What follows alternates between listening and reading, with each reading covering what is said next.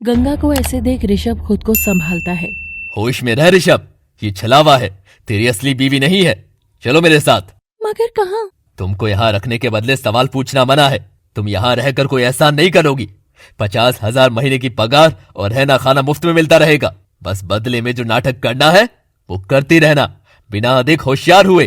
तभी भूमि आंख मसलती अपने कमरे से आती है और गंगा को नर्मदा के लुक में देखती है तो उछलकर दौड़कर अपनी माँ के गले से लगती है। माँ, तुम ठीक हो गई? कितना रुलाया इस बार तुमने। जाओ, मैं बात नहीं करूँगी। गंगा घुटनों के बल बैठकर भूमि को मासूमियत भरी अदा से सहलाती है और माथे पर पुच्ची देती है। अरे, मेरी गुड़िया रूठ गई है।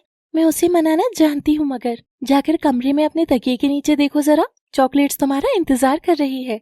भूमि ये सुनकर खुशी से उछलते हुए वहाँ से कमरे की ओर चली जाती है। गंगा मुस्कुरा रही थी। तभी उठने के लिए उसने सहारे के लिए ऋषभ की ओर हाथ बढ़ाया, लेकिन ऋषभ उसकी ओर से मुंह मोड़कर निकल जाता है और गाड़ी में बैठ जाता है। गंगा साड़ी में तंग आ रही थी और वो भी उठकर कार में बैठ जाती है। न जाने क्यों मैं ये सब कर रही हूँ, मगर मैं जानती हूँ कि इस बच्ची को मेरे होनेपन की बहुत दरकार है। जिंदगी में अगर इतना पाप कर दिया तो ये गंगा प्रायश्चित भी करेगी। और ऋषभ गाड़ी लेकर आगे निकलता है। तभी गाड़ी एक चौराहे पर आ रुकती है। तभी गंगा की नजर कांच से बाहर जाती है तो वो देखती है कि बाइक पर सवार सागर के करीब बैठी अमृता ने उसे इतनी कसकर थामा हुआ है।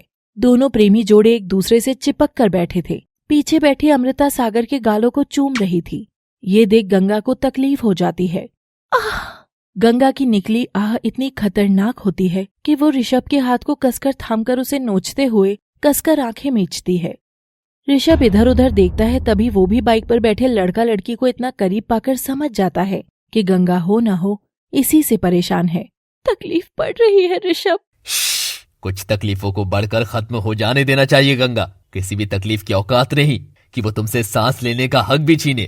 पर इस भारी सीने में सांस घुट क्यों रही है? क्योंकि यहाँ रखा बोझा तुमने अभी तक हटाया नहीं है गंगा। पर तुम फिक्र मत करो, बहुत जल्द वो भी हट जाएगा।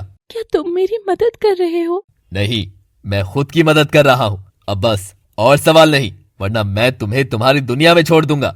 गंगा चुप करके बैठ जाती है और ऋषभ उसे आगे लेकर जाता है जहाँ लोगों की बहुत घनी भीड़ थी। जैसे ही लोग ठकुराइन को देखते हैं, दौड़कर हाथ जोड़ते हुए उसके आगे आकर झुकते हैं। ये देख गंगा हैरान हो जाती है। ठकुराइन, आप लौट आई।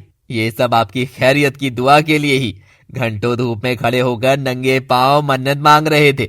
ईश्वर ने हम सबकी सुन ली ठकुराइन। गंगा देखती है कि भयंकर भीड़ का हुजूम ठकुराइन के लिए कुछ भी करने को तैयार था और तब ऋषभ गंगा के हाथों उनको दान पुण्य भी कराता है। तभी एक बुढ़िया औरत आती है और अपनी साड़ी के पल्लू से निकला एक मोड़ा अधगला सा नोट गंगा और ऋषभ पर वारती है। नहीं बेटी, आज मैं लेने नहीं देने आई हूँ। बिल्कुल राम सीता की जोड़ी हो दोनों। ईश्वर ये जोड़ी सदैव सलामत रखे बेटी, सदा सुहागन रहे, जुग जुग जियो। गंगा सुहागन होने का आशीर्वाद पाकर इमोशनल हो गई थी। वहीं ऋषभ तो सच जानता था, तो वो 2 कदम गंगा से दूर हट जाता है। और ये सब करके दोनों जब घर लौटते हैं तो गंगा अपने कमरे में जाने लगती है। तभी ऋषभ उसे रोकता है। ठहरो, आज से तुम नर्मदा के कमरे में रहोगी। जितना तुम उसे जान सकोगी, तुम्हें ये ढोंग करने में आसानी होगी। गंगा ऋषभ अपने आलीशान कमरे में जाते हैं। जैसे ही ऋषभ दरवाजा लगाता है, तभी गंगा के बाल खींचकर उसे एक चांटा लगाता है। तुम क्या करना चाह रही हो मैं सब समझता हूँ। तुम जैसी बेचारी अबला लड़की को किसने हक दिया तुमको मेरे नाम का सिंदूर अपनी मांग में सजाने का? हाँ, किसने दिया आखिर ये हक? बोलो तुम, हटाओ इसको यहाँ से। वो इरावती। ये सुनते ही ऋषभ बुरी तरह से गंगा की मांग का सिंदूर उजाड़ देता है। इरवाती लाई है क्या तुम्हें यहाँ पर, या मैं जो तुम अपनी मनमानी कर रही हो? मेरी बात कान खोलकर सुनो लड़की, इस सिंदूर का हक मिलता नहीं, कमाना पड़ता है। और मैं इस ढोंग के चक्कर में ऐसे ही ऐरी गैरी लड़की को इसे लगाने का हक नहीं दे सकता हूँ, समझी? मैं आज से तुमसे सिंदूर का हक छीनता हूँ। तुम मेरी बीवी तो बनोगी, लेकिन बिना इस सिंदूर के। तुम भूमि की माँ बनकर तो रहोगी, मगर बिना मुझसे ब्याहे, बिना इस सिंदूर के। खबरदार, जो नर्मदा की जगह खुद को कभी सोचा भी। जाओ, अपना बिस्तर उठाओ और सोफे पर सो जाओ। ऋषभ गंगा पर भड़कता हुआ उसे जमीन पर धकेलता है और खुद बाहर चला जाता है। गंगा बेचारी जमीन पर पड़ी पड़ी रो रही थी। ईश्वर, हे विधाता, क्या है तेरी मर्जी? ना मैं एक सफल बेटी बन सकी, ना एक माशूका। और अब ऐसा खेल रचा तूने कि मैं बिन ब्याही माँ बनकर रह गई, वो भी ऐसी जिससे उसकी मांग का सिंदूर भी रुसवाई कर बैठा है। मैं जी रही हूँ या तिल तिल कर मर रही हूँ, मैं अब कुछ नहीं जानती, कुछ भी नहीं। गंगा अपनी किस्मत को कोस रही थी कि तभी भूमि कमरे में फुदकते हुए आती है और गंगा से आकर लिपट जाती है। माँ, तुम फिर से कौन रो रही हो? तुमको नानू नानी की याद आ रही है क्या? माँ, रो मत, सब ठीक हो जाएगा। तुम ही तो हमेशा कहती थी कि कभी खुशी, कभी गम, कभी ज्यादा, कभी कम। जब खाने में नमक ज्यादा हो जाए तो खाना फेंकते नहीं है, बल्कि उसके साथ दही का इस्तेमाल कर लेते हैं। तुम ही तो कहती थी ना। गंगा भूमि की ऐसी नादानी मगर समझदारी भरी बातें सुनकर उसे सीने से लगा लेती है। तुम्हारी माँ जरूर कोई समझदार औरत रही होगी, लेकिन आखिर उनके साथ हुआ क्या था? मुझे आगे की कहानी कोई नहीं सुना रहा है। ये ऋषभ जी, ये इतने पत्थर कैसे हो गए? कोई तो बड़ी वजह रही हो। और गंगा भूमि को सुलाते सुलाते खुद भी सो जाती है। तभी ऋषभ कमरे में आता है और देखता है कि बिस्तर पर गंगा सो रही है और उसके पेट से लिपटकर भूमि भी सो रही है। ऋषभ दोनों को चादर उड़ाता है और भूमि का माथा चूमता है। तभी गंगा के चेहरे पर बिखरे बाल उसे तंग करने लगते हैं। वो उन्हें हटाने लगता है। कितनी मासूम लगती हो तुम सोते हुए, काश तुम सच में ही ऐसी होती गंगा। ऋषभ के होठ गंगा के माथे तक बढ़ ही रहे थे कि अचानक वो आंखें खोल देती है और ऋषभ हड़बड़ा जाता है। वो मैं बस तकिया ले रहा था, तुम दोनों यहाँ सो जाओ, मैं बाहर जा रहा हूँ, कल बहुत काम है मुझे। उधर अगला दिन संजीव के परिवार में खुशियों का दिन था। गंगा के जाने का मातम अब शांत हो गया था। अमृता, सचमुच इतना हीरा लड़का पसंद करके तुमने इस परिवार को दामाद के रूप में बेटा ही दे दिया। इसने एकदम सही कहा था कि वो मनहूस जब इस घर से निकल ही गई है तो निकल जाए ना, हम उसे वापस लाने को क्यों परेशान हो रही है। बापू, अब सुबह पहले अच्छी बातें करते हैं ना। बापू, सागर को आपसे कुछ बात करनी है। बापू, वो मैं वो कह रहा था कि मुझे यहाँ से जल्दी ही निकलना होगा। डैड ने काम के सिलसिले में कुछ साइट विजिट करने को कहा है, लेकिन मैं जाने से पहले अमृता को अपना बनाना चाहता हूँ, वरना कहीं गंगा लौटकर सब फिर से खराब ना कर दे। मुझे डर है इसीलिए। नहीं नहीं, वो कल मुही अब इस चौखट पर आ भी जाएगी तो उसकी टांगे खुद मैं इस दराती से काट दूंगी। पता नहीं कौन सी घड़ी में इस कोख से निकली है। सबने कहा देखो देखो वसुधा की गंगा, अब तो घर में भाग्य लक्ष्मी आ गई है, लेकिन उसके दुर्भाग्य ने ऐसा पीछा किया कि तेरे बाप को कहाँ कहाँ मुंह की खानी पड़ी। धंधे में चोट, समाज में चोट, बिरादरी में बदनामी, पैसे में चोट, और अब देख बाप की इज्जत पर भी चोट। हर वक्त चोट ही चोट तो दी है उसने मुझे। कोई बात नहीं, बीती बात को भूल जाइए। जिस समाज की आप बात कर रहे हैं उसी समाज के आगे मैं अमृता का हाथ इतना कसकर थामूंगा कि लोग गंगा की बदनामी के चर्चे नहीं, हमारे प्यार के चर्चे करेंगे। भाई वाह, क्या ही हीरा लड़का है ये अमृता, बार बार दिल खुश कर देता है। सागर हाथ जोड़कर वहाँ से जाने लगता है और शैतानी मुस्कुराता है। तो गंगा, कैसा लगा मेरा ये इक्का? तुम क्या सोचती थी कि मैं जवानी में क्या इतना बहक जाऊंगा कि दोनों बहनों के बीच पिसने वाला टॉर्चर झेलूंगा? ये तो मेरे दिमाग का फितूर था जो आज तुम्हारा पत्ता कट गया। उस दिन शादी में गंगा ने तो अमृता के कृष्णा को नहीं देखा था, लेकिन कृष्णा और सागर ने अमृता के साथ उसकी बहन गंगा को देख लिया था। ओ नो नो, ये मजे मजे में तूने तो एक ही घर में दोनों बार हाथ मार दिया सागर। पर एक को तो तू गर्लफ्रेंड मानता है और एक को टाइम पास, पर तेरा सच बाहर आ गया तो तू क्या करेगा? ऐसे तो अमृता भी हाथ से निकल जाएगी, कुछ तो कर। और सागर गंगा की ड्रिंक में नशे की गोली मिलाकर वहाँ से चला जाता है। गंगा उसे पीकर बेहोश हो जाती है और प्लान के मुताबिक अमृता सागर को बुला लेती है। अब बारी मेरी सबसे बड़ी चाल की। सागर की कार के पास एक कार आकर रुकती है जिसमें से गांव की वैद्य निकलती है। ओहो मैडम, कार मेंटेन कर रही हो, बड़ी हाई फाई वैद्य हो फिर तो आप। बस लोगों की भलाई का नतीजा है। आप बताइए, आपको कौन सी भलाई चाहिए मुझसे? एक लड़की के लिए झूठ बोलना है कि वो प्रेग्नेंट है, वो इतना गंभीरता से बोलना कि सच लगे। डोंट वरी, हो जाएगा। सच बनाकर ही तो ये गाड़ी ली है।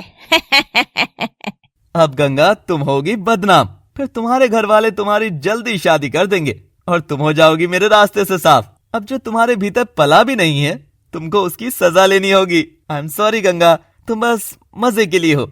मैं तुमसे दिल लगाने की गलती नहीं कर सकता था।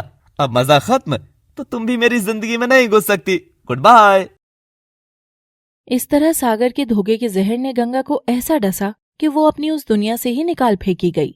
मगर सागर के चेहरे पर एक भी शिकन नहीं थी और समाज का कार्यक्रम शुरू होता है। अमृता सुंदर साड़ी पहनकर सजती है। आज के चीफ गेस्ट यहाँ पर हम लोग ही है। सब लोग बड़ा खुश है कि संजीव अपनी बेटी की मंगनी समाज के आगे कर रहा है। थैंक यू कृष्णा बेटा। सब लोग बैठ जाते हैं और सागर और अमृता आगे आकर एक दूसरे को थामते हैं। अभी अंगूठी मत पहनाना, हमारे महापंडित ने कहा है कि उनके गुरु भी यहाँ पधारेंगे, उनके आशीर्वाद से ही सब होगा। और तभी एक लंबी गाड़ी आकर रुकती है और उसमें से निकलते हैं ऋषभ के कुलगुरु। अमृता सागर बड़ा खुश होकर उनको देखते हैं। और अब आ रहे हैं इस कार्यक्रम के वीवीआईपी गेस्ट, बड़े ठाकुर और ठाकुराइन। उनको देखते ही लोग बाग दौड़कर उनके हाथ पांव छूने लगते हैं। सब लोगों ने भीड़ बनाकर उन्हें घेर लिया था। ये देख अमृता और सागर हैरान होते हैं। ऐसी कौन सी तोप आ गई जो ये लोग इतना पगला रहे हैं? अरे बड़े ठाकुर और ठाकुराइन है, चुप करके उनका आशीर्वाद भी ले लेना, धन्य हो जाएंगे हम सब। और जैसे ही गंगा ऋषभ भीड़ से निकलकर बाहर आते हैं, सागर की नजर ठाकुराइन गंगा पर जाती है और सब चौंक उठते हैं। देखिए अब अगले एपिसोड का एक्शन बहुत जल्दी केवल लव सिटी पर। Thanks for watching. Please do like, share, subscribe and comment must. सबकी नजर ठाकुराइन पर पड़ती है और सब चौंक उठते हैं। तभी गंगा भी उनको देखकर जैसे ही रिएक्ट करने वाली होती है, ऋषभ झट से उसका हाथ थाम लेता है। खबरदार, जो कुछ भी करी तो यहाँ तुम गंगा नहीं नर्मदा हो ठाकुराइन। गंगा अपने इमोशन काबू में करती है और स्टेज पर जाकर चीफ गेस्ट बनकर ऋषभ के बाजू में बैठ जाती है। उसके चेहरे पर सचमुच एक अलग नूर और आत्मविश्वास था। हर कोई उसके ऊपर फूलों की बारिश कर रहा था। ये देख वसुधा संजीव दोनों चौंक जाते हैं। जी, कहीं ठाकुर सा के साथ तो ना चक्कर चल रहा था हमारी गंगा का? अगर ये बात है तब तो जल्दी से हमें अपनी रिश्तेदारी का हक भी ले ही लेना चाहिए। वसुधा और संजीव खुश होकर स्टेज पर जैसे ही चढ़ने लगते हैं, ऋषभ के बॉडीगार्ड्स उनको स्टेज से नीचे धकेल देते हैं। अपने माँ बाप का अपमान होता देख गंगा को बड़ी तकलीफ होती है, लेकिन वो पत्थर बनी बैठी रही। आम जनता को मुलाकात का समय अलग से मिलेगा, मगर पहले नए जोड़े को आशीर्वाद दे दिया जाए। और अमृता और सागर ऋषभ की ओर बढ़कर हाथ जोड़कर उसके पांव छूते हैं। प्रणाम ठाकुर सा, अपनी कृपा रखना। दोनों पांव छूकर थोड़ा पीछे हट जाते हैं। तभी ऋषभ क्रोध से अपना पांव जमीन पर पटकता है और सब पब्लिक शांत हो जाती है। कृपा तो तब बनी रहेगी ना जब तुम मेरे जितना मान सम्मान मेरी बीवी को भी दोगे। यहाँ बात बराबरी की है। आप सभी बताइए कि आज तक आपके ठाकुर सा ने अपनी ठकुराइन को खुद से अलग कभी रखा है, लेकिन मेरा आशीर्वाद लिया और आप सबकी ठकुराइन को अनदेखा कर दिया। घोर निंदा, हाँ ये घोर निंदा है हमारी पत्नी की, हमारी अर्धांगिनी की घोर बेइज्जती है। हमें ये मंच छोड़कर अब जाना ही होगा। और तभी पब्लिक जैसे ही ऋषभ का रोना सुनती है, वो क्रोध में भरकर चिल्लाने लगती है। तभी भीड़ से हवा में उड़ते खाली ग्लास, कागज वगैरह आकर सागर और अमृता पर आ गिरते हैं। ये क्या, समाज में तो नाक ऊंची करने के लिए इतना सब किया और ये समाज हमारी नाक काटने पर तुला है। चलो अमृता, पांव ही छू लेते हैं। ठाकुरों से पंगा लेने की कहाँ ही हमारी औकात। और अमृता और सागर आकर गंगा के पांव छूते हैं। गंगा झिझक कर पीछे हटने लगती है। आप तो मुझसे बड़ी हैं। नहीं, बड़ा तुम्हारा ओहदा है। बच्ची नया जीवन शुरू करने वाली है, तो उनको आशीर्वाद दो। और गंगा देखती है कि जिसे कल तक वो चाहती थी, आज वो उसके कदमों में गिरा है। लेकिन मुझे ये सब बिल्कुल भी नहीं चाहिए था। मुझे नहीं चाहिए कि मेरा सागर मेरे कदम पड़े। जिसे दिल में जगह देनी चाहिए थी वो आज आकर मेरे पाँव छू रहा है। तुम सोच भी नहीं सकते मुझे कितनी तकलीफ हो रही है कि जिसके साथ अपनी जिंदगी खत्म होने तक के मैंने सपने संजो लिए थे, आज उसे ही अपनी माशूका के साथ देख करके मुझे उनकी जोड़ी की सलामती की दुआ करनी होगी। कोई समझ सकता है इस समय मेरा दिल किस तकलीफ से गुजर रहा है? कोई भी समझ सकता है? कोई है यहाँ? अरे जाना, कहाँ खो गई हो? जोड़े को आशीर्वाद देकर फ्री होते हैं, फिर हमें हमारे रोमांटिक लंच पर भी तो जाना है। सदा सुहागन रहो, सदा साथ रहना। तुम दोनों को एक दूसरे का खूब प्यार मिले। और गंगा अपने सीने पर पत्थर रख करके अपने ही प्रेम को उसकी माशूका के साथ रहने की दुआ देती है। अब हमें चलना चाहिए, घड़ी खम्मा। गंगा ठाकुराइन बनने का अभिनय करते हुए वहाँ से उठकर चली जाती है। तभी उसके माँ बाप उसे रोक देते हैं। अरे बिटिया, हमसे मिलकर तो जा, कब से तुझे ढूंढ रहे हैं। अरे ये क्या बेहुदा मजाक है? आप ऐसे हमारी पत्नी का रास्ता कैसे रोक सकते हैं? आखिर आप हैं कौन? ठाकुर साहब, हम दोनों गंगा के माँ बाप हैं। गंगा कुछ तो बोल बेटी, कहाँ थी तू इतने दिन? ठीक तो है ना? हाँ, वो एकदम ठीक है। वैसे भी ये अजनबियों से बात नहीं करती और जरूर आपकी बेटी कहीं खो गई है। उम्मीद करता हूँ कि वो आपको जल्द मिल जाएगी। हटिए यहाँ से। ऋषभ गंगा का हाथ कसकर थामता हुआ गाड़ी के पास ले आता है। गंगा की आंखों में आंसू थे। हाँ ठीक है, शुरू करो अपना मेलोड्रामा। मैं भी गाड़ी से टिश्यू पेपर लेकर आता हूँ। लगता है ये सैड स्टोरी आज लंबी चलने वाली है। आज पहली बार मेरी माँ ने मेरा हालचाल पूछा। मैं बहुत खुश हूँ ऋषभ जी। और आपने आज जानबूझकर जीजी और सागर को मेरे पाँव छूने के लिए कहा ना? हाँ जी, कहा तो जानबूझकर ही था। अब क्या है ना, पाप किया है तो उनको गंगा में डुबकी तो लगानी पड़ेगी। और उनके सामने साक्षात जिंदा गंगा बैठे हुए थे। और फिर तुम मेरे इस नाटक में इतना मेरे काम आ रही हो, तो मैं तुम्हारे हिस्से का इतना छोटा सा बदला तो ले ही सकता हूँ ना। ऋषभ गंगा की ओर आंख मारकर इशारा करता है और तब गंगा को पहली बार ऋषभ की इस सख्ती के पीछे एक नरम दिल का इंसान दिखता है। तो आप मेरे बारे में सब कुछ जानते हैं? हाँ, सब कुछ। उधर सागर अमृता हैरान परेशान से गहरे सदमे में थे कि समाज में जहाँ वो इज्जत बनाने निकले थे, वहीं वो तो अपनी इज्जत का भजिया पाव बना करके यहाँ एक कोने में चुपचाप खड़े थे। उन्हें समझ नहीं आ रहा था कि थोड़ी देर पहले वो जिस लड़की के पाँव छू रहे थे वो सच में ठकुराइन थी या गंगा। जैसा एटीट्यूड था, मुझे तो वो तुम्हारी पागल बहन तो जरा भी नहीं लगी थी। देखा नहीं कितना फटकार कर चल रही थी। नहीं कृष्णा, ऐसा नहीं है। जिस तरह वो झिझककर दबी जुबान में बोली थी, ऐसी बोली गंगा की ही है। वो जरूर गंगा है जो ठकुराइन होने का ढोंग कर रही है। देखा नहीं तुमने उसने अपनी मांग कहाँ भर रखी थी? भाई भूल गई होंगी। भाई मैंने सुना है ठकुराइन बहुत बड़ी सोशल एक्टिविस्ट है। कहाँ ही सिंदूर विंदूर लगाने का समय मिलता होगा इन्हें। थोड़ी बहुत तुम्हारी बहन से शक्ल मिलती तो है। कृष्णा सही कह रहा है अमृता, क्योंकि ठाकुर साहब के फटकारने पर भी गंगा ने कुछ नहीं बोला। अगर ये हमारी गंगा होती तो अपने माँ बाप को ऐसे जलील होने पर कुछ तो प्रतिक्रिया देती। जरूर कोई हम शक्ल है। नहीं, ये गंगा ही है। मेरा मन कह रहा है आप सब आओ मेरे साथ, अभी दूध का दूध और पानी का पानी हो जाएगा। उधर गंगा ऋषभ का जवाब सुनकर हैरान थी। क्या सब कुछ जानते हैं आप? तो फिर आपको ये भी पता होगा कि मैंने वो सब भी कर लिया। हाँ पता है, सब पता है मुझे। ऋषभ गंगा को करीब लाकर उसकी कमर कसके थाम कर उसकी आंखों में झांकता है। मगर मुझे फर्क नहीं पड़ता। मुझे फर्क तब पड़ेगा जब तुम इन बाहों को सूना करके मुझसे दूर जाओगी। जी तो कर रहा है कि इस जमाने के आगे तुमको चूम कर तुम पर अपने प्यार की ऐसी मोहर लगाऊं कि तुम कभी ना मुझसे दूर होगी। मगर कमबख्त ये सहमता सा मन हर बार मुझे रोक देता है। कहता है घर में जो कमरे बंद पड़े हैं उन्हें अपने अक्स से भर दो। चले जान। ऋषभ जी, जान बोलना, ये ऐसी बातें करना, मुझे कुछ समझ। बस मानो हमें अभी कोई नहीं देख रहा। पीछे खड़ा तुम्हारा जासूस परिवार भी नहीं। और बस तुम मुझसे ऐसे ही चिपकी रहना, ऐसे ही। गंगा ऋषभ का इशारा समझकर उसे कसकर थामती है और उसके चेहरे पर हाथ फेरते हुए रोमांटिक बातें करती है। ओह, तो ठाकुर साहब जमाने के आगे इश्क लड़ाने से डर गए। आखिर क्या हो गया आपकी हिम्मत को? अब तो लगता है घर पर ही जाना चाहिए। चलिए जनाब, कमरे का नर्म बिस्तर आपका इंतजार कर रहा है। सागर को पता नहीं कैसे आज पहली बार एक अजीब सी जलन महसूस होती है। कल तक जो मेरे प्यार में अंधी थी आज दूसरे का चेहरा सहला रही है। इसकी तो मैं। सागर ऋषभ की ओर बढ़ ही रहा था कि तभी अमृता उसे रोक लेती है और गंगा ऋषभ दोनों कार में बैठ वहाँ से चले जाते हैं। कंट्रोल कृष्णा, हमें बस पता करना है, उनसे लड़ना नहीं है। और मैं जान गई हूँ कि ये गंगा ही है। अगर ये गंगा है तो बेचारे ठाकुर साथ हो गए, क्योंकि उन्हें अंदाजा नहीं है कि वो कितनी बदनसीब, करम जली और फूटी किस्मत वाली है। बेचारे ठाकुर सा को तो दिवाला निकल गयो। बेचारी को गृह लक्ष्मी बनाकर ले गए हैं तो क्या जाने कि दोष डंकनी है वो। तेरे बापू ने उसके हाथ से छूकर जो भी धंधा शुरू किया सभी डूब गया। अब सच बताओ तो मेरे भीतर तो बस एक ही बात आ रही है कि ठाकुर तो घियो।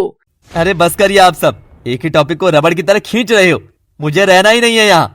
और सागर झल्लाकर घर लौटने लगता है। उसका गुस्सा देखकर सब लोग समझ नहीं पा रहे थे कि आखिर अचानक इसे हुआ क्या है। और वो घर लौट आता है। जब वो उस कमरे में जाता है जो गंगा का था और वो खिड़की से बाहर गंगा नदी को देखता है, उसे याद आने लगता है कि कैसे इसी नदी के किनारे अजनबी की तरह उसने पहली मुलाकात में ही गंगा के साथ कैसे कैसे छेड़खानी की थी। और सागर वो याद कर मुस्कुरा देता है।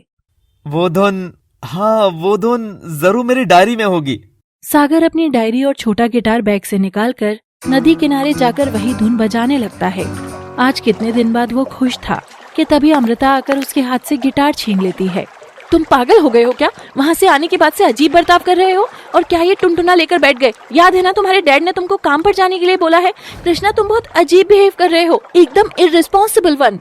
और अमृता सागर को फटकारते हुए उसके हाथ से वो धुन वाली डायरी ले लेती है और उसे सीधे पानी में बहा देती है और उसका गिटार हाथ में लेकर यूं दे पटापट पटापट उसे जमीन पे पटक के तोड़ देती है। मैं आज जो यहाँ सब कुछ हुआ उसकी वजह से परेशान हो रही हूँ और तुम यहाँ पर अपना ये टुनटुनिया लेकर बैठ गए हो। ये क्या हरकत है कृष्णा? अगर तुम मेरा दुख नहीं बांट सकते तो फिर हमने किस बात पर मंगनी करी है? ये देखकर अचानक से सागर के अंदर की आत्मा को चोट लगी हो, पर सच में वो संगीत से प्यार करता था। वो नदी के पास उसकी बहनी की धुन को अपनी डायरी में नोट करता था और वही सागर का दिल मायूस हो करके एकदम छोटा सा हो जाता है। और वो याद करता है कि कैसे गंगा तो सागर की हर बात मानती थी, सुनती थी और तारीफ करके खुश भी होती थी। आज पहली बार लग रहा है जैसे तुम अमृता से अधिक सॉफ्ट थी गंगा। घर जाते हुए गाड़ी ऋषभ खुद ही चला रहा था, मगर नाटक करते करते वो इतना मग्न हो गया कि उसने गाड़ी में ही झूमना शुरू कर दिया। और तभी अचानक से सामने से एक बड़ी गाड़ी आती है और गंगा जोर से चीखती है और ऋषभ भी अपनी गाड़ी के स्टीयरिंग को कस के थाम कर जोर से ब्रेक लगाता है। गंगा आगे झुकती है तो उसके पेट पर चोट लगती है। ये देख गंगा जोर जोर से रोना शुरू कर देती है। ऋषभ जी मेरा बच्चा, मुझे यहाँ चोट लगी है, मेरा बच्चा तो ठीक होगा ना? मुझे अभी अस्पताल ले चलो ऋषभ जी, जल्दी ले चलो। ऐसे क्या कूद रहे हो? ले चलो ना अस्पताल। पर तुमको खरोच भी नहीं आई है गंगा, तुम एकदम ठीक हो। ओह, हरदम बस अपनी ही मनमानी। मैं बोल रही हूँ ना कि अस्पताल ले चलो। मुझे नहीं, मेरे बच्चे को चोट लगी है। जी तो कर रहा है कि अभी तुम्हारे गालों पर तो कसकर चांटे लगा दूं, लेकिन चांटे नहीं, मैं तो अभी थोड़ा कुछ और देना चाहता हूँ। देखो जरा, बैक सीट पर एक फाइल रखी है, जरा उसे उठाओ और पूरा पढ़ो। गंगा फाइल उठाती है और जैसे जैसे वो आगे उसको पढ़ना शुरू करती है, गंगा के चेहरे की सारी हवाइयाँ उड़ी हुई थी। क्या मैं माँ नहीं बनने वाली हूँ? मगर ये कैसे? गंगा को लगा झटका इस बार उसकी आत्मा पर जा लगा था। अब अगले भाग में देखिए। अब देखिए गंगा क्या ऋषभ की गली मुड़ जाएगी या जाकर सागर से मिल जाएगी। कहानी में अब लव ट्रायंगल आने वाला है दोस्तों, और इस ट्रायंगल को समझने के लिए आपको देखनी होगी हमारी ये कहानी बिन ब्याही माँ सिंदूर से रुसवाई, केवल लव सिटी पर। Thanks for watching. Please do like, share, subscribe and comment must please. क्या मैं माँ नहीं बन सकती? मगर ये कैसे हो सकता है? मेरे तो बहुत समय से महीने के वो वाले दिन भी नहीं आ रहे। गंगा, तुम्हारे उस सागर ने तुम्हारे माँ बनने की झूठी खबर उड़वाई थी जब तुम मुझे सड़क पर मिली थी, और डॉक्टर ने खुद ये बात कंफर्म करी है कि तुम प्रेग्नेंट नहीं हो। गंगा के लिए ये सच एकदम सदमा था, क्योंकि वो तो भीतर से खुद को माँ मान ही चुकी थी, और अचानक से वो ना बेटी रही, न माशूका, और ना ही अब एक माँ। गंगा के आंसू निकल पड़ते हैं। ये देख ऋषभ को बड़ी तकलीफ होती है और वो उसको सहलाने लगता है। गंगा दर्द से उससे लिपट जाती है। मेरा क्या दोष है जो मैं बचपन से ही अभागी हूँ? आप बताओ, क्या मैं प्यार नहीं कर सकती? क्या कोई मुझे प्यार नहीं कर सकता? दुनिया में सब किसी न किसी से प्यार करते हैं, पर जब मेरी बारी आ जाती है मैं हर बार बिना प्यार के कैसे रह जाती हूँ? इतनी अभागित कैसे हो सकती हूँ मैं? कैसे? ऋषभ गंगा का चेहरा सहलाकर उसके आंसू पोंछ ही रहा था। एकदम नर्मदा की तरह नरम कोमल मन की हो तुम, वो भी बेचैन होकर यूं ही मेरी बाजुओं में बिखर जाती थी। कितनी मासूम लगती हो तुम गंगा, सच में तुम ऐसी ही हो या ये सब छलावा है? गंगा की आंखें टुकुर टुकुर ऋषभ का चेहरा देख रही थी कि तभी वो उसे चूमने के लिए आगे बढ़ता है, लेकिन रुक जाता है। आई एम सॉरी, मैं बहक रहा था। पर तुम खुद को अभागा क्यों कह रही हो? अभागे तो वो लोग हैं जो गंगा को संभाल नहीं सके और बस एक एक करके खोते चले गए। बहुत दुख रहा है अंदर, बहुत दर्द हो रहा है इस सीने में। ऋषभ गाड़ी रोकता है और गंगा का हाथ थामकर उसे खींचकर एक खाली फैक्ट्री में ले जाता है। गंगा एक बार तो सहम जाती है। ऋषभ पहले अपनी शर्ट के बटन खोलता है, फिर बाजू ऊपर करता है। गंगा सहमते हुए खुद का सीना ढकते हुए पीछे हट रही थी। ये आप कहाँ ले आए हैं मुझे? अब मुझे घर जाना है। वो एक लोहे का पाइप उठाता है और गंगा की ओर बढ़ता है। गंगा घबरा रही थी। ऋषभ की आंखों में एक अलग जुनून था। आखिर वो करना क्या चाह रहा था? तभी ऋषभ जोर से लोहे का पाइप गंगा की ओर ले जाता है। डरो नहीं, इसे पकड़ो और ये जो बड़ा टायर है इससे इसे मारो और कह डालो वो सब जो तुम्हारे भीतर भरा है। जब तक तुम भीतर से खाली नहीं हो जाओगी जिंदगी बड़ी ही भारी सी रहेगी। निकाल डालो सब गुस्सा इस पर। Come on Ganga. गंगा जोर से टायर को मारती है, 1 2 3 और बस मारते ही जाती है। उसके चेहरे पर क्रोध था, आंखों में पानी और हाथ में अभागेपन की निशानी। क्यों पैदा किया था मुझे? क्यों क्यों क्यों? मैं इतनी अभागी हूँ, तुम दोनों जान गए थे ना, तो बचपन में ही क्यों नहीं गला घोट दिया था मेरा माँ बाप? यूं तिल तिल के मरने से अच्छा मैं एक बार में ही मर जाती। और जीजी तुम कभी क्यों नहीं लड़ी मेरे हक के लिए? तुम्हारी तो बात माँ बापू भी मानते थे ना, फिर क्यों हमेशा मैं ही अकेली रही और माँ बापू की बस तुम ही बिटिया बनकर रही? मैं भी तो बेटी ही थी ना। कहाँ गया मेरा बचपन? कहाँ गई मेरी जवानी? एक कतरा बूंद, एक तिल परवाह के लिए तरसा दिया जिंदगी ने। माँ, इतना दर्द क्यों है इस जिंदगी में? गंगा को इतना तड़पता देख सख्त ऋषभ की भी आंखें बहने लगी थी। शाबाश गंगा शाबाश, रुको मत और बबकारो। इतने सालों का जो भरा है तुम्हारे भीतर सब निकाल दो बाहर। और तुम सागर। सागर का नाम लेते ही गंगा की आवाज में नरमी आ गई थी। वो उसका चेहरा याद करके भीगी आंखों से ही मुस्कुरा देती है। कितने पागल थे तुम, ठंडी हवा के झोंके की तरह मेरे जीवन में आए और बस सांस से महका कर चले गए। याद है वो कविता, ओ अजनबी कौन हो तुम, कहाँ हो तुम? जिंदगी में पहली बार प्यार के होने को महसूस किया था। बंजर पड़ा था मेरा मन, सागर ने छुआ और उसे हरा कर दिया था। कितनी खुश रहने लगी थी मैं, कितनी खुश। और गंगा पलटती है, उसे लगता है जैसे सागर अभी भी उसे पुकार रहा है। ऋषभ ये समझ गया था कि गंगा सागर की मोहब्बत में बहुत गहरी कैद थी। उस दिन वो हमारे लिए सबसे हसीन था। मैं जो कभी नदी पार करके नहीं गई, वो लड़की सागर से मिलने दूसरे गांव पहुंच गई। दूसरे गांव? हाँ, सागर ने कहा था कि वो मुझसे इतनी मोहब्बत करता है कि मुझे पूरा पाना चाहता है, मुझसे एक पूरा दिन बिताना चाहता है। और उसने दिन बताया या रात भी? गंगा ये सवाल सुनकर बस रोने लगती है। उसकी खामोशी कह रही थी कि सागर बस गंगा के जिस्म को ही हासिल करना चाहता था, और जब उसे वो मिल गया तो गंगा को उसने गंगा में ही बहा डाला। गंगा गंगा गंगा, अपनी इस प्रेम कहानी की दुनिया से बाहर आओ और देखो वो सच जो तुम देखना नहीं चाहती हो। सागर ने तुमसे तुम्हारी आबरू नहीं, तुम्हारा प्यार करने का हक छीना है। मारो उसे, मारो। मैंने कहा punish that bastard, damn it. और गंगा जोर से दहाड़ते हुए फूट फूट कर उस डंडे से टायर को मारती जाती है, इतना कि उसका हुलिया बिगड़ चुका था, बाल बिखर गए थे, हाथ में डंडे की लगने से वहां से खून बह रहा था, लेकिन गंगा रुक ही नहीं रही थी। क्यों क्यों क्यों? सबने मिलकर मैला कर दिया इस गंगा को। मैं कभी माफ नहीं करूंगी, किसी को भी माफ नहीं करूंगी। गंगा वहीं बैठकर अपने खून से सने हाथों की लकीरों को देख खूब रोती है। वो उन्हें नोच रही थी, धरती पर रगड़ रही थी। मिट जाओ ना तुम। ये लकीरें इन सब चीजों का दोष है, इन्हें मिटा दूंगी मैं। गंगा गंगा गंगा, बस हो गया, अब शांत। इन हाथों की लकीरों का क्या दोष, जब दुनिया ही पूरी मनहूस है।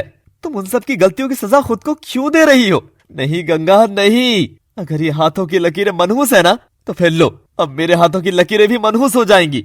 और ऋषभ गंगा का हाथ लेकर उसकी हथेलियों का खून अपनी हथेलियों से मिला लेता है।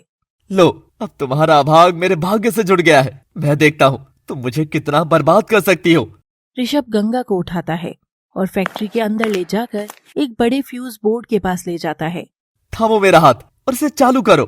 गंगा जैसे ही उसे चालू करती है, फैक्ट्री की सब मशीनें, बल्ब आदि चलने लग जाते हैं। ये देख ऋषभ लंबी सांस लेता है। ये क्या? तुम्हारा भाग्य। हाँ गंगा, ये बाबा की फैक्ट्री है। बाबा के जाने के बाद पिछले 12 सालों से बंद है। कोई टेक्निकल इश्यू के चलते ना यहाँ की बिजली काम करती थी, ना ही मशीनें। पर आज मैं जैसे ही तुमको यहाँ लेकर आया, तुम्हारे कदम पड़ते ही मुझे इंजीनियर का फोन आया और उसने कहा कि बिजली की अर्थिंग मिल गई है, अब सब ठीक होगा। तो देखो, हो गया सब ठीक। तो इससे क्या समझी? भाग्य भाग्य जैसा कुछ नहीं होता। अगर औरत का भाग्य आदमी का भाग्य से जुड़ जाए तब जरूर चमत्कार होता है। और देखो, चमत्कार तुम्हारे सामने है। अब फिर कभी ना कहना कि तुम अभागन हो। ऋषभ गंगा का सर सहलाता है और उसे हाथ पकड़कर वहाँ से ले जाने लगता है।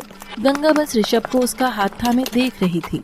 कैसे एकदम से ऋषभ ने उसका अंधेरों से भरा कोसता हुआ जीवन एकदम जुगनू की रोशनी वाला उम्मीदों भरा कर दिया था। ऋषभ उसे गाड़ी में बैठाकर घर ले आता है।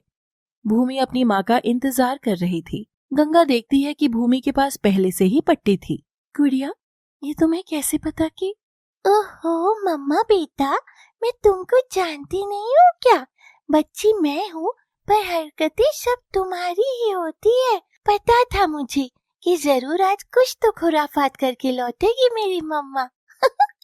वैसे डैडी ने कॉल करके इरावती आंटी को बताया था, तो मैंने चुपके से सुन लिया था। आओ मम्मा बेटा, मैं तुमको पट्टी कर देती हूँ। और भूमि गंगा को बैठाकर उसके घाव साफ करके उसके मलहम लगाते हुए लाड़ भी लड़ा रही थी। कितनी सी हो तुम और प्यार इतना देना जानती हो जैसे तुम मेरी माँ हो। मेरी इतनी परवाह मैंने कभी देखी नहीं। कितने गहरे संस्कार होंगे तुम्हारी माँ के जो ऐसा हीरा बनाया तुम्हें। मम्मा बेटा, अब सीधे कमरे में जाओ और आराम करो, और मुझे इधर उधर खेलती दिख गई ना तो देखना फिर तुम्हारी खैर नहीं। ओले दादी अम्मा, जैसा आप कहे, बस अब गुस्से गुस्से में छड़ी लेकर मुझे पीटने मत लग जाना। गंगा अपने कमरे में जाकर खिड़की पर खड़ी होती है। आज उसे बाहर की दुनिया बड़ी सुंदर लगती है। वो अपनी डायरी उठाती है मगर कुछ लिखती नहीं है। नहीं, आज नहीं, आज ही मैं समय जीना चाहती हूँ। आज पहली बार यूं लग रहा है कि जिंदगी मुझसे कुछ लेना नहीं बल्कि कुछ देना चाह रही है। रात हो जाती है। गंगा नींद से उठती है तो भूमि को खुद से लिपटा पाती है। गंगा उसका माथा चूमती है और कमरे से बाहर आ जाती है। वो ऋषभ के कमरे में जाती है तो देखती है ऋषभ अपनी बीवी नर्मदा की तस्वीर से लिपटकर सो रहा है। गंगा ये देख मुस्कुराती है और तस्वीर हटाकर खुद वहाँ ऋषभ के पास आकर उससे लिपटकर सो जाती है। ऋषभ गंगा की छुअन पाते ही उसे कसकर थाम लेता है। ऋषभ की बंद आंख से ही आंसू छलक रहे थे। तुम आ गई? कहाँ चली गई थी मुझे अकेला करके? अब मत जाना। बस बस, नहीं, अब नहीं जाऊंगी। सो जाओ आप, मैं यही हूँ। मेरे लिए जो कुछ किया उसका शुक्रिया। सीने से चिपककर सो जाती है और आज न जाने कितने अरसे बाद गंगा को नींद आई थी। अगली सुबह ऋषभ और गंगा दोनों के ही जीवन में बदलाव लाने वाली थी। ऋषभ अलसाया सा उठता है तो अपने कांधे पर सोती गंगा को देखकर मुस्कुराता हुआ उसका माथा चूमता है। क्या हुआ वाइफी? रोज सूरज से भी पहले उठने वाली मेरी बीवी की आज नींद नहीं खुली? ओ शोना, उठो भी ना। देखो नहीं उठोगी तो मैं तुमको गीली किस्सियां देकर इरिटेट करूंगा। और ऋषभ गंगा के होठों को चूमने ही वाला था कि तभी उसे ध्यान आता है कि ये उसकी बीवी नर्मदा नहीं, गंगा है। तुम? ऋषभ चौंककर गंगा को बिस्तर से धकेल देता है और वो नीचे जा गिरती है। तुम्हारी हिम्मत कैसे हुई मेरी बीवी की जगह इस बिस्तर पर आने की? हाँ? ऋषभ ज्यादा कुछ बोले बिना वहाँ से सीधे चला जाता है।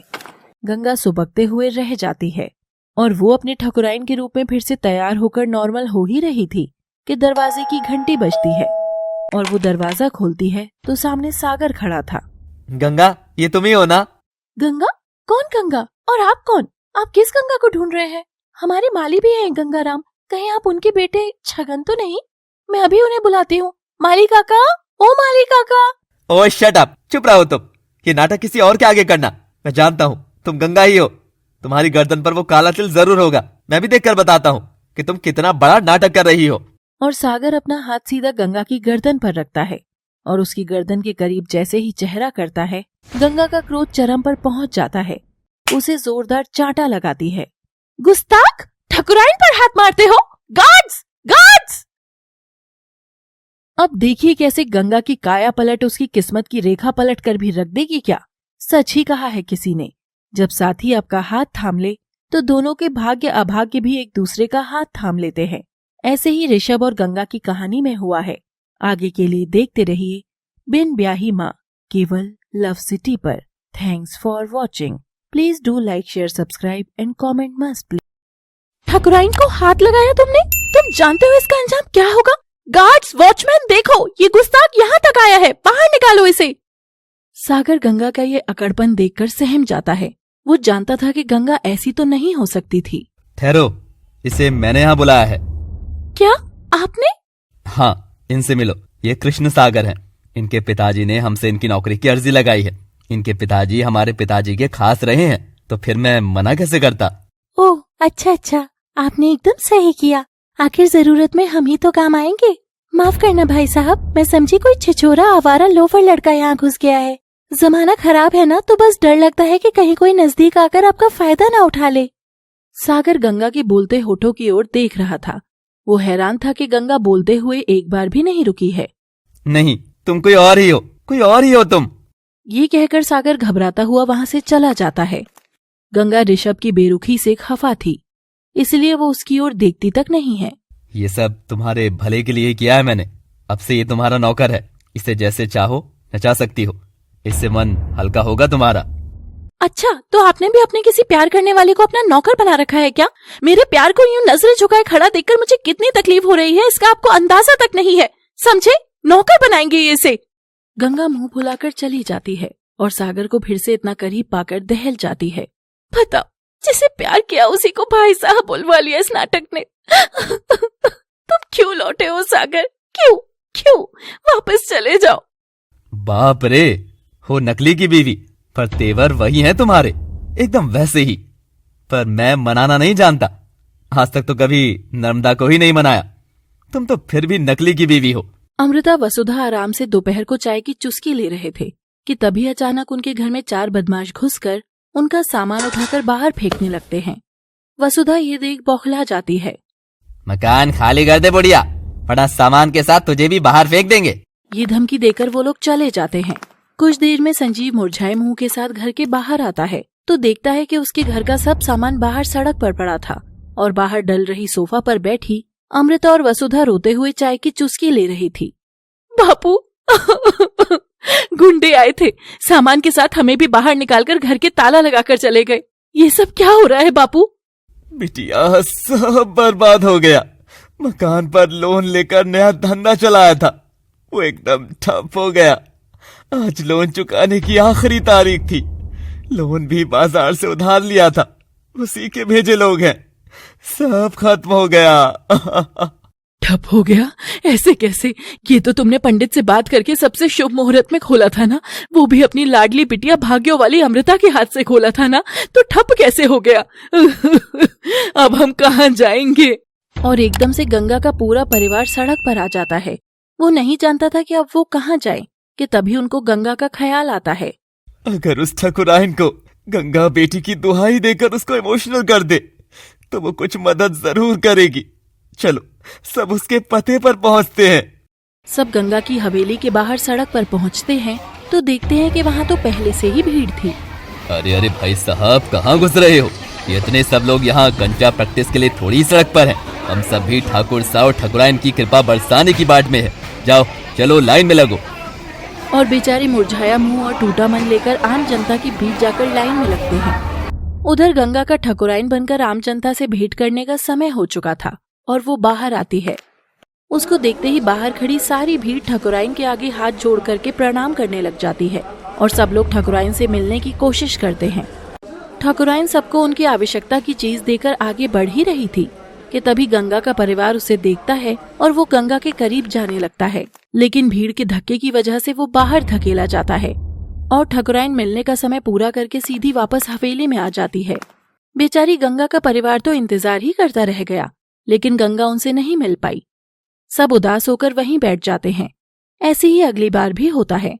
जैसे ही गंगा का परिवार उसके पास जाने लगता, भीड़ में उनका काबू नहीं लगता और अब सब लोग भिखारी वाली जिंदगी पर आ गए थे। आज तो ठकुराइन सा का व्रत है। आज तो सभी को स्वादिष्ट पकवान खिलाएंगी। सब अपनी अपनी पत्तल लेकर बैठ जाओ, सबको खाना मिलेगा। और सब लोग कतार से खाने की बाट में बैठ जाते हैं। ठकुराइन आती है और खुद सबको खाना डालने लगती है। उसी कतार में गंगा का परिवार भी बैठा था, जिनकी हालत अब सड़क के भिखारी की जैसी उजड़ा चमन के समान हो गई थी। बाबू, ठकुराइन सा। रहने दे बेटा, हमको खाना मिल रहा है, बस यही काफी है। ये बड़े लोग हम जैसे कीड़े मकोड़ों को कहाँ ही देखेंगे। और फिर बारी आती है गंगा के उनको खाना देने की, मगर इस बार गंगा के परिवार ने फैसला किया कि वो गंगा से कोई मदद नहीं मांगी गई, इसलिए वो अपना मुंह छिपाने लगते हैं। लेकिन बेटी तो आखिर बेटी ही होती है ना। उन्होंने मुंह तो छिपा लिया कि तभी गंगा की नजर उसके पिता के हाथ पर जाती है। ये हाथ, ये तो मेरे बापू के हाथ है। बापू। गंगा के मुंह से ये सुनते ही संजीव उसकी ओर करुणा भरी नजर से देखता है, लेकिन तभी गंगा वापस अपना ठकुराइन वाला किरदार पकड़ लेती है, क्योंकि ये हवेली के बाहर ठकुराइन के दीवाने तो अभी तक नहीं जानते थे कि ठकुराइन कहाँ गायब है और गंगा नकली की ऋषभ की बीवी है। इसलिए वो खुद को तुरंत संभालती है। गंगा मेरी बच्ची।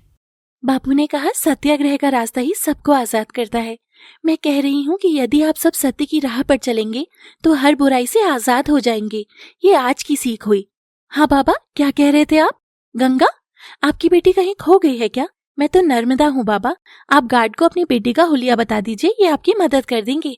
और गार्ड, इनको और भी कुछ चाहिए तो नोट कर लेना। खम्मा घनीसा। गंगा अपने मन को कठोर करके जा रही थी।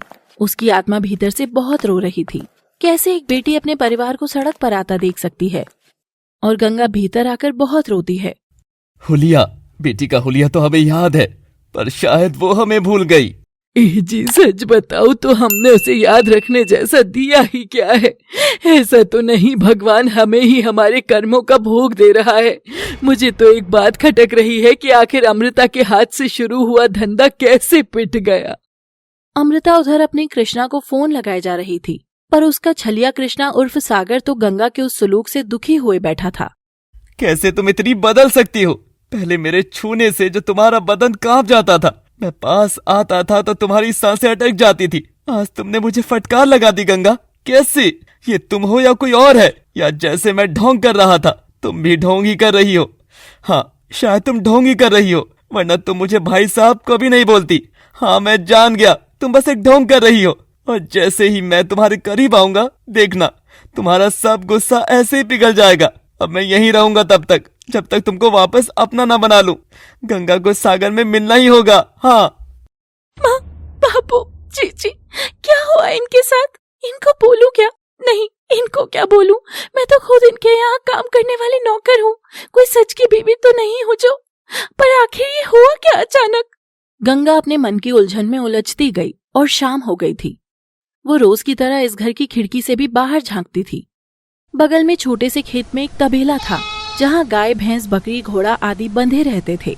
जब वो रेंकते, गंगा उनकी बोली सुनती और अनुमान लगाने का अभिनय करती। हाँ, मुनिया बिटिया क्या बोल रही है? भूख लगी मेरी भैंसिया को। हाँ, वो देखो बिल्लू बकरी भी मैं मैं कर रही है। कह रही है आज एक भी सूखी घास मत देना। और वो देखो रॉकी घोड़ी। अरे बहन, अब बता भी दे मुझको, क्या है तेरी इस घनी पूछ का राज? मैं भी अपने बालों में लगा लूं तो। धत! गंगा ने अपनी ही दुनिया बना ली थी, ये खिड़की वाली दुनिया, और वो खुश रहना सीख गई थी। दरवाजे पर खड़ा ऋषभ गंगा की ये नादानी देखकर मुस्कुरा रहा था। तुम तो नर्मदा से भी सरल और भोली हो। इस दुनिया में तुम्हारा क्या ही होगा गंगा। गंगा बाहर झांक ही रही थी कि तबेले में बने उस कमरे से गंगा के माई, बापू और बहन निकल कर आते हैं और हर जानवर को धोने लगते हैं। अब उनके फटे कपड़े नए कपड़ों में बदल चुके थे। गंगा उनको देख चौंक जाती है। वो इधर उधर देखकर पलटती है तो पीछे खड़ा ऋषभ उसकी आंखों में देख मुस्कुरा रहा था। ये सब? कुछ बातें बिन कहे भी समझी जा सकती हैं। वैसे इन आंखों में आंसू अच्छे नहीं लगते हैं। वो तीनों अब तुम्हारी ही नजरों के सामने रहेंगे, डोंट वरी। ये कहकर ऋषभ गंगा के आंसू पोंछकर मुस्कुराता हुआ चला जाता है। गंगा एक पल के लिए समझ ही नहीं पाई थी कि अभी हुआ क्या था। ऋषभ, कौन हो तुम? क्या हो तुम? अचानक से गंगा का बंद बड़ा दिल धड़क उठता है। वो आंख बंद करती है तो बरसों से उसके मन में आ रहे उस काली परछाई वाले ख्याल में आज बदलाव था। गंगा किनारे खड़ी, गंगा का हाथ थामे खड़ी वो काली परछाई को देख गंगा अपनी वही कविता पढ़ रही थी। ये अजनबी, कौन हो तुम? कहाँ हो तुम? और परछाई गंगा के करीब जैसे ही आती है, गंगा उसका चेहरा देख हैरान थी, क्योंकि वहाँ ऋषभ था। यही मैं हूँ, तुम्हारा हूँ मैं। ऋषभ, उस अजनबी के चेहरे में तुम कैसे? गंगा ऋषभ का चेहरा छूने को थी। वो अपने ख्यालों में उलझी ही थी, तभी रोते हुए भूमि आती है और गंगा का पल्लू खींचती है।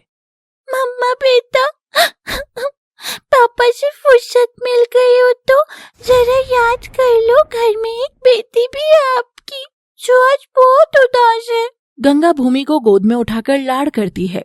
अरे क्या हुआ मेरी सोन परी को? क्यों उदास है मेरा लड्डू?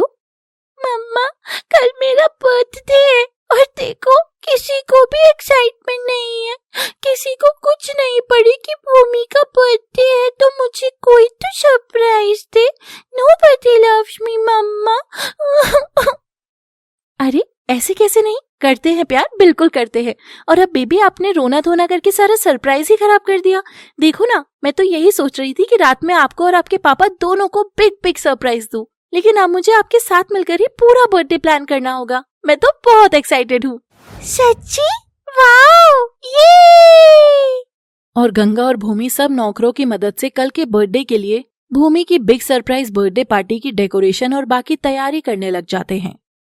अब कल आएगा मजा। आई लव यू मम्मा। देखिए, कभी नरम कभी सख्त बना ऋषभ आखिर क्यों है गंगा से इतना दूर? क्या वो पास आ ही नहीं सकता या आना नहीं चाहता? क्या कहीं उससे पहले सागर तो नहीं आ जाएगा गंगा के पास? सवाल कई, जवाब यही। तो बस जानने के लिए आइए यहीं लव सिटी पर बिन ब्याही माँ कहानी के लिए। देखते रहिए बार बार लगातार। Thanks for watching. Please do like, share, comment and subscribe is much.